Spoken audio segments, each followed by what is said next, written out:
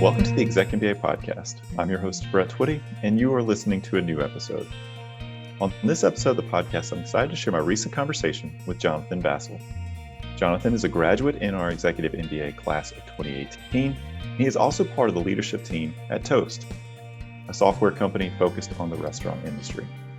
Jonathan and I recently connected via Zoom to talk more about his story, how he decided to pursue an MBA, what led him to Darden, the work he's been doing at Toast, and so much more. I think you're really going to enjoy this conversation. So without further ado, here's my interview with Jonathan Vassil. Jonathan, welcome to the podcast. Hey, Brett, great to be here. Thanks for having me. Well, it's great to have you here. I have to tell our listeners the inspiration for this conversation. First of all, you're an interesting person. We featured you on the blog, wanted to get you on the podcast for a while, and then I got an email from you, and you were ringing the bell at the New York Stock Exchange. Is that right? Did I get that right? I was actually fist pumping from the New York Stock Exchange while we were ringing the bell. I want to make that very clear. But yeah, I work for Toast, which is one of the fastest growing software, vertical software businesses ever. I think we were one of the fastest to 100 million in ARR, and had the good fortune of joining early. In fact, joined Toast while I was still enrolled at Darden, and negotiated my deal with Toast in between classes. I remember that in Saunders Hall. And, we've had a great run. It's full of ups and downs, certainly, but had the opportunity to ring the bell at the New York Stock Exchange on September 22nd, and had to make sure I fist pumped for added, interest. But a great experience, one that certainly will likely not happen for me again, and a great kind of culmination of a lot of different things. Can I ask you what that experience is like? Because I don't foresee that being part of my journey, and I'm sure some of our listeners, maybe you've seen other companies do it when they've gone public and they're standing up there. What's it like to be part of a company that's there ringing the bell? It's obviously a huge day for the company. It is. When I was growing up, I wanted to be a professional athlete. And I wanted to be a professional athlete because, you want to be competitive and you want to reach the World Series. So for me, I wanted to be a baseball player. Wasn't good enough. And so got into business. But it's what I imagine professional athletes feeling when they make it or they win the Super Bowl, the World Series, whatever. That's how it felt for me. And not just the actual moment or the celebration, but all of the work that you've done and sacrifices you've made, and the ways you've pushed yourself to perform better, all of those things work together to create the moment, right? And so it's as much about the work that you do and realizing an outcome that is unique as the actual event. The event was cool, don't get me wrong, right? I could tell you stories about little things like, when you walk up the back hallway up to the platform, the coolest little things, they have you sign the wall. So you put your signature on the wall in this back hallway that you walk up into the platform, and you're looking at this. Everyone who's had that experience also signed it. So a lot of little things that were really cool, but the best part is realizing that all the hard work that you put in, has led to this outcome, which was a great feeling. And I take it when you're there and you're ringing the bell, you have a sense of how it's going to go, or is it a moment where you're like, all right, once more into the breach, we've been told that this is maybe going to look a certain way, and we're waiting for the market to confirm that. What's that like? It's for us. It was really good. I mean, we opened pricing at $40 a share, and the first trade happened around noon at 63. And to see that, how that kind of came to be was really cool. And to be on the floor for the first trade, which happened several hours after we rang the bell, was a really interesting, just to watch the market makers negotiate and work with different investors and find a price was a really interesting experience. And we actually got to ring a bell for the first trade. But the actual process of going up at 9 o'clock and ringing the bell was just really surreal, to be honest with you. We had about 100 people on the trading floor that were looking up at us, and not certainly an experience that you plan for. And they open these doors. You walk up there, and if you ever watch it on TV, you'll see that the company's logo is behind the folks on the platform, the podium. But what happens is that's really just two doors that open. And so they open these doors, and you walk out. All of a sudden, you see the entire trading floor. You see all the folks in your company. You see, the Squawk Box down there in studios right in front of the podium. And so you get to see Jim Cramer and all of those folks. And that was all really, really cool, really fast. It happened very quickly. I think we got up there at 8:50 and we rang it at 9, and we were down by 9:05. And then you're kind of like, all right, well, what's next? We got to do the first trade. And then really the next day, I sent out an email to our team where the subject was day one. We're trying to route, like now we're the highest priced software IPO ever. So the multiple on top of our revenue that we earned was the highest ever. And which is great, but also scary, right? Because you have really high expectations you have to live up to. And so immediately the next day, it was about rallying, our 2,500 employees around. We've got great expectations, and we have to deliver. And we've done, and it's been great. It's been great since that day. It's interesting, that idea about how, that effectively marks time in a way, and now you move forward from that thing, and how do you sort of plot the next course for the business? Yeah, the analogy we use that we used in our org was, the miracle on ice, right? And how the U.S. beat USSR in the '80 Olympics, but that actually wasn't the gold medal game, right? That was the semifinals, and so they had to go on and beat Finland the next game. I was a hockey player growing up, played in college, and they actually had to beat Finland to win the gold medal, and there was a chance they wouldn't medal at all had they lost. And so we've used this analogy of like, don't lose to Finland, right? We've reached this milestone of taking the company public and achieving great success and great outcomes for everyone, but don't lose to Finland, which the analogy is like, don't let it go. Like, we got to go through our execution. We have to continue that. And the team has really responded.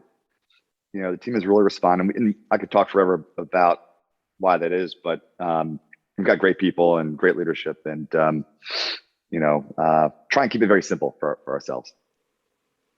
Well, let's talk a little bit more about you. Tell us your story, and I guess what'd you do before you came to Darden? Yeah, so I've really spent my entire career, leading sales organizations that sell things and services to small businesses. So I really cut my teeth after college. I spent 8 years with a company called Billy Casper Golf, which owned and operated golf courses. And I didn't know it at the time. And it's this my like a lot of my thinking on career development has been shaped by my experience, not clearly, but it was a very small company, but growing incredibly fast. And what that led to was, they offered me opportunities and experiences that other companies would not have, right? Just because they're smaller and they're growing fast. So I was really lucky. I happen to love golf, so that was a plus. But it was really my first introduction to a high growth business where you're 2xing the business every year. And so I was there 8 years and really cut my teeth, learned how to run and operate businesses. And then I left and was recruited by a company called Golf Now, which is owned by Comcast.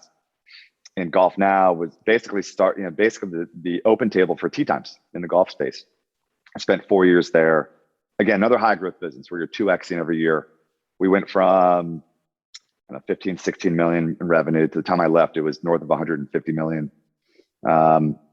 And so again, high growth business, but I started to get into technology and specifically marketplaces, consumer marketplaces, and left Golf Now after 4 or 4.5 years and joined a company called Order Up, which was an early stage venture backed startup.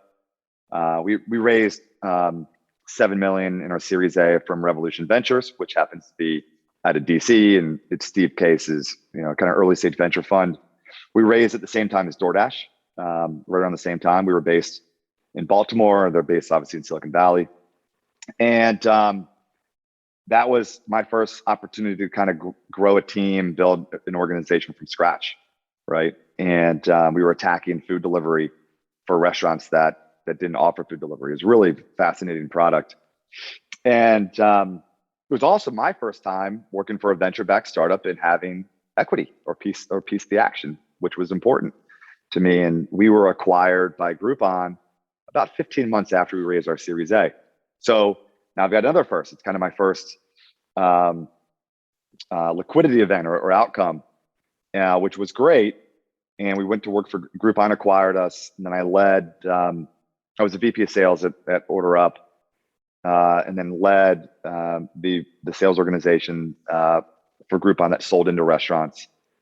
Was there for about 3 years, and which was another high growth business. And I got a call, ironically, from one of the co-founders at Toast while I was at. This is a really good lesson for anyone out there. I got a call from one of the co-founders at Toast while I was at OrderUp after we had been acquired, but the timing wasn't good because I still had equity that had to be vested, right? And so it wasn't a great time to leave. But I took the call and I acted as if, it was the most important call that I could ever take. That was just my mentality. So I got prepared. I was really thought. I learned as much as I could about the business, and somehow I impressed, Aman, who's one of the co-founders at Toast, who's my boss today at Toast, and explained it wasn't the right time. But I suggested someone from my network that I got someone who you should talk to, and they ended up hiring him. And we kept in touch, for 2 or 3 years, in fact. And in the summer of 17, we caught up again. The timing was better, right? And decided to join Toast. At the time, Toast was in between their Series B and C rounds, so relatively small. And again, it was another opportunity to kind of grow from scratch. The difference this time, the difference from OrderUp was much earlier, right? They had just raised the Series A and we're still kind of searching for product market fit, whereas Toast had kind of established that really good list of investors, which is really important. So Bessemer, which is one of the best, if not the best SaaS investor in the world, led their Series B. It was really, I could see it at the time, and we talk about this with our team all the time. It was really a once in a lifetime opportunity because of a number of factors when I looked at it objectively. And I started to learn how to think this way based on my time at Darden, to be honest with you. I was about a year in. And I looked at, number one, the size of the TAM, or the total addressable market, massive, right? 1 million restaurants. In comparison to my time in golf, there are 12,000 golf courses in the US, 15,000 maybe. And there's like 15,000 restaurants in New York City. So a TAM many multiples larger than the golf space. That's good, right? Number two, the unit economics of a deal, of a transaction, was really remarkable at the time because of the revenue model. And so you get a big TAM and you've got a really strong kind of unit economic profile, which is rare. And then three, you had this macro environment where restaurants were beginning to migrate from what we call locally installed systems, right, into the cloud. Many other verticals and spaces had already, made that transition. Restaurants had not, so it was early. And we offer a cloud product. And so you put those three things together, right, where you've got a big TAM, really, really attractive unit economics, and a macro tailwind, right, where you knew restaurants were going to, over time, going to have to migrate to cloud products. And it seemed like a no-brainer. And on top of that, really a really remarkable leadership team. And it was really a no-brainer. So I joined in the summer of 17. We were doing around 20 million-ish in revenue. We're many multiples of that today. We've now hired many folks from Darden, right? They're on our short list of when we need great talent. We source out of Darden. And today I run, and I'm really responsible for the core operation of our company. Team north of 1,000 people, really great team. And again, even though we're a public company and we've reached scale, the TAM has not gone away. It's still massive. I think we've said that we've captured around 8% of our addressable market. And so we're still a high growth business, and hope to be one for many years. So our listeners tuning in on your story and hearing, how your career grew and developed, probably curious, how did you decide you wanted to pursue an MBA? How did you say now is the right time for me to take this? Yeah, it's interesting because I get this question a lot from folks who were me 5 years ago. And they're like, well, how did you decide to do this? Right? Because I had 3 kids, okay, a newborn and 2 young kids. I traveled almost every week for work. I was constantly on the road, had a big team. We were growing rapidly. And, I worked for a guy at OrderUp that was the former CIO at Domino's, and he has an MBA from top program. And I saw how he could connect all of the dots within a business. He could connect finance and accounting to product and engineering to marketing to sales, certainly in operation. He could connect all these dots, and I couldn't. I could connect my dot. I knew my dot, which was sales. I didn't how to build a sales organization really, really well, but I couldn't connect all of them. And it was very clear to me. And I just started doing some research and stumbled upon Darden. It's based in the Baltimore, DC area. And I realized at that point that I had to get an MBA from a top program in order to connect the dots, okay? And understand all of the underlying reasons for business outcomes, for certain strategic decisions, just required a deeper set of tools and knowledge that I did not have, okay? His advice to me was to not get it. So I asked him, I said, do you think I should do this? He said, no, you'll learn it while you're here. And I think he was wrong. And I told him that, and applied to Darden. And it was the one of the best professional decisions I've ever made, because very quickly I started to see, I couldn't connect them right away, but I could start to see other dots, right? And then finally, towards about a year in, like I'm like, I understand all of this. I understand how all of this works and how it impacts decisions, and the type of acumen you need to have to grow, right? And Darden was a remarkable experience.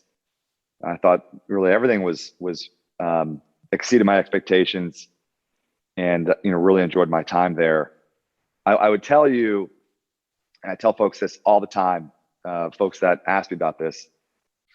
There are people who get an MBA to get the piece of paper, to get the job they want, right? Which happens. Like that definitely happens. That does not make you good at it, right? And you have to be good at it if you want to grow. And that is a fact. And so getting the skills that make you better, infinitely better at what you do, is the most important thing you should think about when pursuing program, an MBA or a program like Darden. And it's the advice I give people all the time. If you don't think you're going to get better, it's not worth your time. You have to get better, because it's not the next job; it's the job 3 jobs from now, right? Which is where you really start to thrive. What led you to say, Darden is the place I'd like to be? Was it mostly geography, proximity? Was there something else? No, because I was traveling so much that really I wasn't limited geographically. I really thought the case method would be good for me specifically. Certainly the alumni base and the folks that I reached out to, almost everyone responded, even though I wasn't a graduate or even a student. And so it seemed very engaged, like a very engaged alumni base. And from some of the visits that I did, I could tell the quality of the instruction was unlike anything I'd ever seen. It was really good. And I would support that with my time there. So it was really all of those factors. Certainly visiting, at the time it was in Charlottesville, and visiting Charlottesville was certainly a plus, not a negative. It's such a great town. But it was really the quality of the education and the engagement of the alumni base that really kind of made my decision very easy over some other top programs. Well, let's talk about the past year and a half plus at Toast.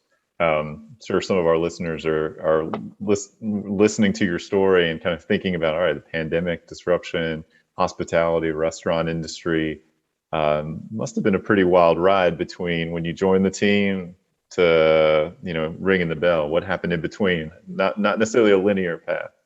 Yeah, it's there'll be a book written about it for sure one day, for sure. And so when I joined, again, like low 20s in terms of ARR, growing 100% year over year, more than that. We raised our last private round was raised in February of 2020, so just before the pandemic hit. We raised $500 million at a $5 billion valuation from I think it may have been Tiger Global. But like if you look at our list of investors, it's the who's who, right? It's Tiger Global, it's T. Rowe Price, it's TCV, Lead Edge, Bessemer, like all some of the best investors in the world.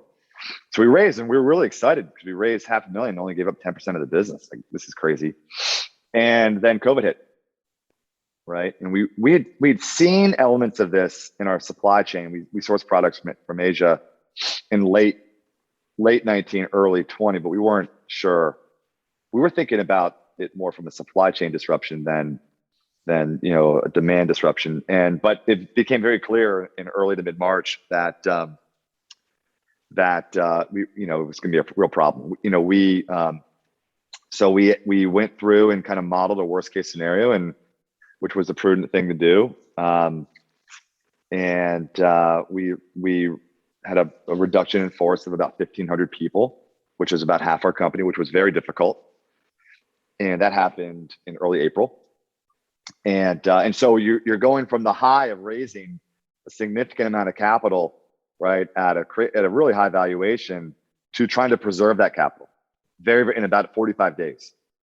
And but we knew, right, as long as you, and this is what we told our team, as long as you believe that eating in restaurants is like endemic to human behavior, which it has been for many, many years, then eventually the supply of restaurants would always balance with demand. Like, it would just always, at some point in time, they would rebalance. And what we started to see, pre-COVID, the amount of the percentage of a restaurant sales that came through takeout or delivery or digital channels was probably sub 5%.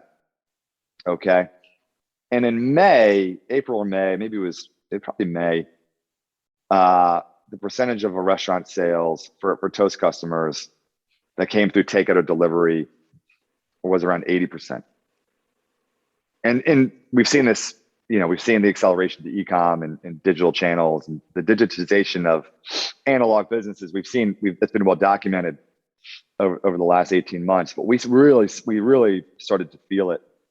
And all of a sudden, people were buying our product, and we did a lot to help support our customers. We offered, digital software for free. We waived software fees. We did a number of things to support the industry. And that was just the right thing to do. But, that summer, all of a sudden, the restaurant volume started to increase, and we started to see the light at the end of the tunnel. And by early fall, our valuation had actually grown.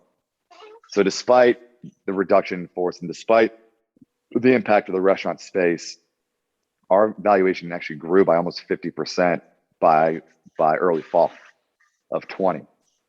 And then as restrictions began to lift, and as folks were able to get back into restaurants, our business took off, faster than we've ever seen, and it's continued that way.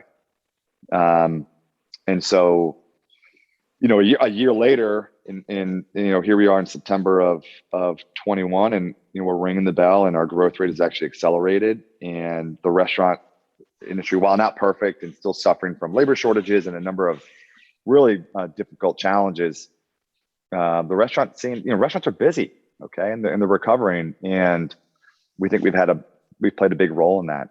I think it's a good lesson in, we always kind of focus on our mission, which is really to help restaurants thrive and do what they love. And that guided every decision that we made. Like, is this good for our customers? Is this good for our customers? Is it good? That's how we made our decisions. That's why we gave away products for free. That's why we stopped charging them our SaaS fees. Right? We took a significant revenue hit in order to support them, and it was the right thing to do. And I think it's certainly been part of our recovery. But you go from, if you think about the last 18 months, you go from one high of, we just raised a lot of money at a great valuation, to, oh my gosh, this thing's like going to die. Okay. To, wait a minute, they're coming back. Okay. To the highest price software IPO ever. And I think you have to go through that period of real, challenge to earn the right, all right, to have a great outcome. But these outcomes are not easy. They're very rare, and it just is very difficult. And so I think we feel like we're prepared for any challenge at this point, because we've already gone through some really difficult times. So I have so many questions about what you just shared. I wonder, was there anything in your life that had prepared you for, like, that's a lot of adversity, like a high to a low to, like, I mean, in 45 days, the whiplash of all of that. Was there anything that you pulled on that helped you through that, or that collectively the team there at Toast found useful? It's a good question. I will tell you, we laid off a lot of people, and my org in particular was hit pretty hard.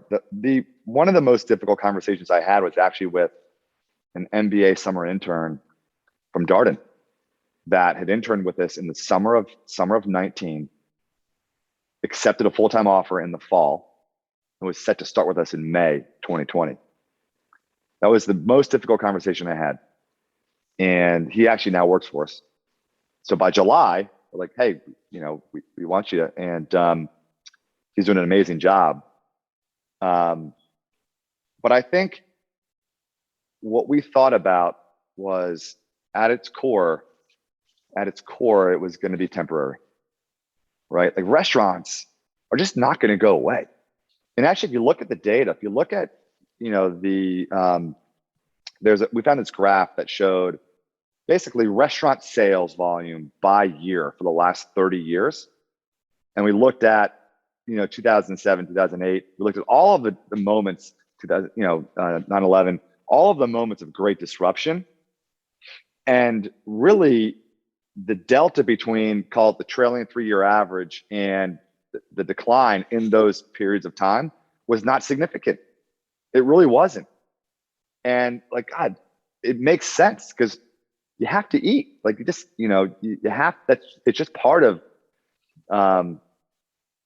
human behavior. And so we knew, as long as people were going to go out to eat, right? And if you remember, there was a lot of stimulus given out. Okay. And so we knew, as long as there was demand to eat in a restaurant, that the supply of restaurants would always balance. So even if half the restaurants in the US closed, as long as the demand returned, another thing we learned right at Darden, as long as the demand was there, the restaurants would return, right? Because think about it, if you have half as many restaurants in the market and demand is returned to normal, the restaurants are too busy, and so what do? They open more, right? To balance out the supply. And so we knew that deep down, as painful as everything was, we knew that was going to happen. We were very confident in that happening. And that's in fact what has happened. And so I don't know that there's anything from my background other than having a deep belief in, macro factors that gave us a lot of confidence. And so certainly it was not easy. Trust me, it was not a walk in the park. It was very difficult. But we just kind of day by day, just got through it, and we're certainly rewarded, right, for doing so. You mentioned the acceleration of the business, come fall or so. You've gone through that sort of the down and then starting to come back up. Do you chalk that up to restaurants acknowledging that their business had fundamentally changed and they needed a different platform, or just, I mean, that's what was happening? Yeah, it's I mean, you're seeing it everywhere with small businesses diversifying their sales channels from primarily in store to, I mean, look at Shopify, look at what they've done over the last 18 months. It's incredible. That's a company we're often compared to. But restaurants are realizing they can't survive, right, without on one channel. They have to have takeout, delivery. They have to have catering. They have to have all of these various channels to serve their customers where and when they need to be served, and they need technology to enable that, right? And so one thing we offer is an integrated online ordering solution when that plugs right into the kitchen. So you order, on a restaurant's website or on an app, and it goes right into the kitchen. Right. And when it's completed, you're notified, and it's a very seamless end-to-end experience, fully integrated. And that's really attractive to folks who are adopting that channel for the very first time. So I think the acceleration is continuing because restaurants realize they can't, for them to operate in today's environment, they need to have a diverse set of channels to meet their customers. We're also starting to see not just takeout and delivery, but what we call digital dine-in begin to emerge. Which is, if you've ever, you'll know it when you see it. When if you've ever had to wait for your check, right, while at a restaurant, you're just kind of waiting for the server to bring it back, but they're busy. They've got a number of tables and they've got other customers to see. Where there are new technologies now where you can scan a QR code and pay your bill on your phone when you want and just leave. Right, which is better for the restaurant because it allows them to turn the table faster, which improves their yield, and it's a better experience for the customer because they don't have to wait. And so you're starting to see more and more of this permeate restaurant operations, which ultimately is great for restaurant operators. So I think it was COVID and the pandemic and the regulation on having people in your store was a great forcing function for restaurants to begin to leverage technology in ways that larger brands, right, had already done. So, which has been great for our business because we offer a great suite of products that make it easier to do all of those things, right? And we're going to invest more in R&D than anyone in our space. Well, I think we said we'll invest $1 billion over the next 5 years in R&D, which is far more than anyone else. All in the spirit of furthering our mission of helping restaurants thrive and do what they love. And when you think of restaurants, I think sometimes from the technology end of things, it can sometimes seem a little old-fashioned. You think about paper tickets, or like I'm trying to think back on the restaurants that I've worked at. Did you encounter, as you were getting into some of this, like maybe some of this more conservative mindset, or did COVID and everything just like push it in this direction that it's a very easy sell at this point? It's never an easy sell. Sales folks will tell you that, right? It's certainly more competitive, right? And so when you see companies like Toast raising a lot of money, right, a lot of capital flowing to restaurant technology, which there has been over the last 4 or 5 years, it becomes much more competitive. So we're not the only ones out there, and that I think we love to compete, and so but I think restaurants are now eager, really for the first time, to learn and adapt and leverage technology to make their lives easier. I'll give you an example of that. So we acquired a payroll company a couple of years ago called Stratix. We now offer an integrated payroll solution. So when you talk to restaurants about running payroll, they'll tell you, oh, well, Monday's my payroll day. That's when I set aside the entire day to run payroll, because they have to take all the data from the point of sale, which includes the wages, the hours worked by job type, the tips, everything. And they have to somehow get it into their payroll system. And they're not connected. And we acquired a payroll business and integrated it into our point of sale. And so now to run payroll, you push a button.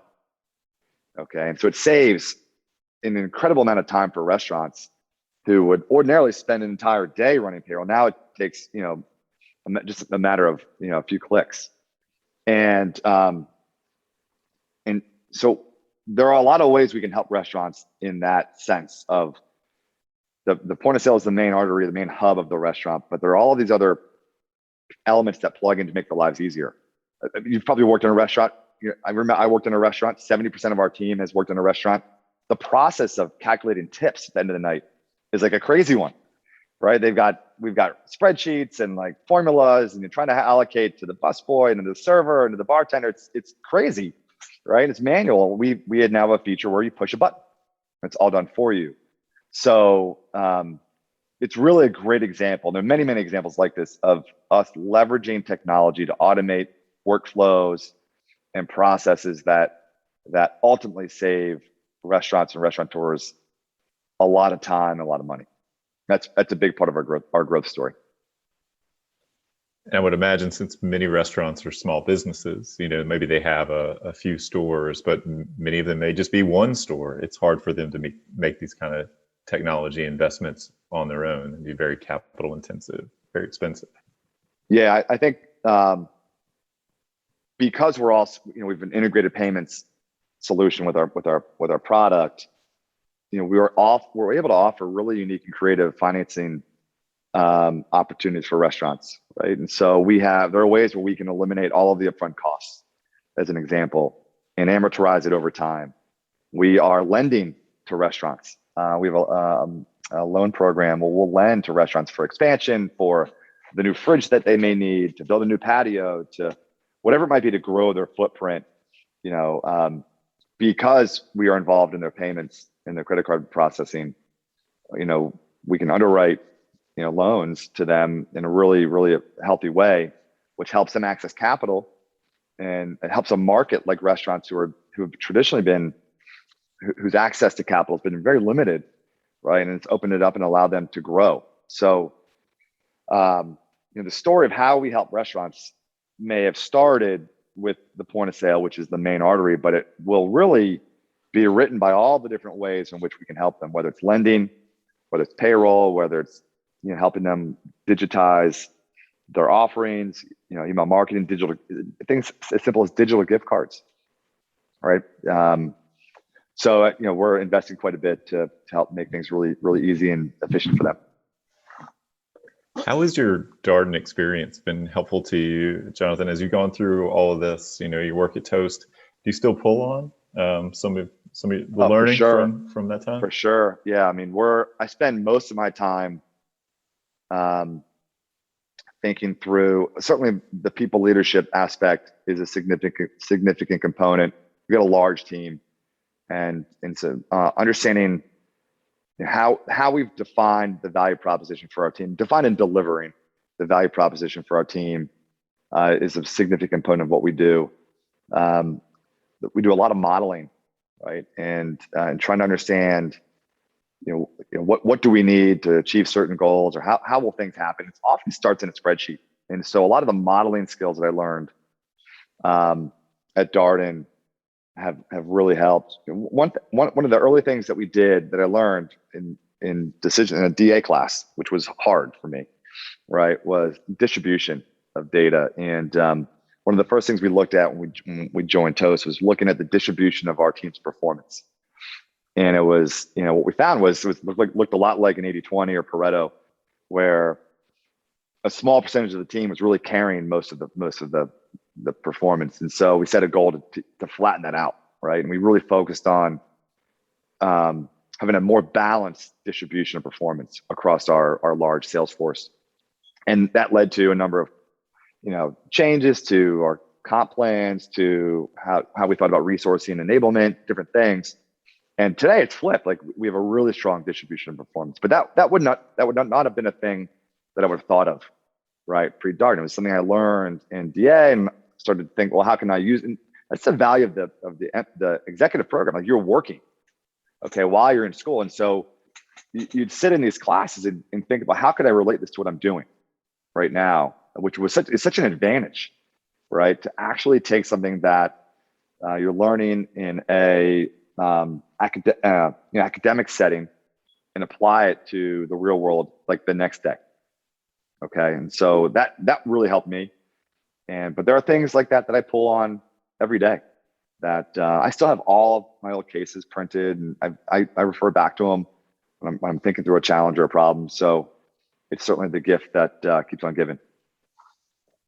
All right. Well, we ask everybody the same last question here on the podcast. Any piece of advice for our listeners, for the people tuning in here? It could be Darden specific, it could be MBA specific, or just, business advice, something that you found useful. Yeah, that's a good question. That's a good question. I would say, as you're thinking about your career, right, and where you want to grow to, you need to have a framework that helps you with your decision making to understand what's important. All right, and so for me, I had kind of developed this framework because I'd always been in high growth businesses where we were growing rapidly, right? Which means if you're growing rapidly, you're adding headcount rapidly, right? Which means there's more opportunity, and that opportunity comes faster, right? And so that experience shaped like what my next opportunity would look. The odds of finding me at a lower growth business are just zero, right? And so because I have this framework in my mind of always going to be in a high growth business. First of all, it fits my personality, which is kind of fast paced and impatient, right? But I'm always going to be in a high growth business, and I'm going to go after, work with companies who are addressing a large and significant market with some competitive advantage that is unique, right? And that framework is not all that different from the way that VCs or how they think about making decisions. But you really have to spend time thinking about, what really matters to you in your career, and what variables are critical or are inputs to get you there. That may be a little abstract, but hopefully that's helpful to someone. Well, it resonates with how we talk about the MBA process for sure. I mean, if you think about, how you think about a program, well, what's important to you? How do you sort of reflect upon, your values, the expression of those values in the institution, and the kind of people you want to learn with, the way you're going to be engaged with as a student in the classroom, outside the classroom. I very easily analogize that to the career search and trying to find your next opportunity. Well, what are you looking forward to with Toast? It sounds like things are perhaps busier than they ever have been.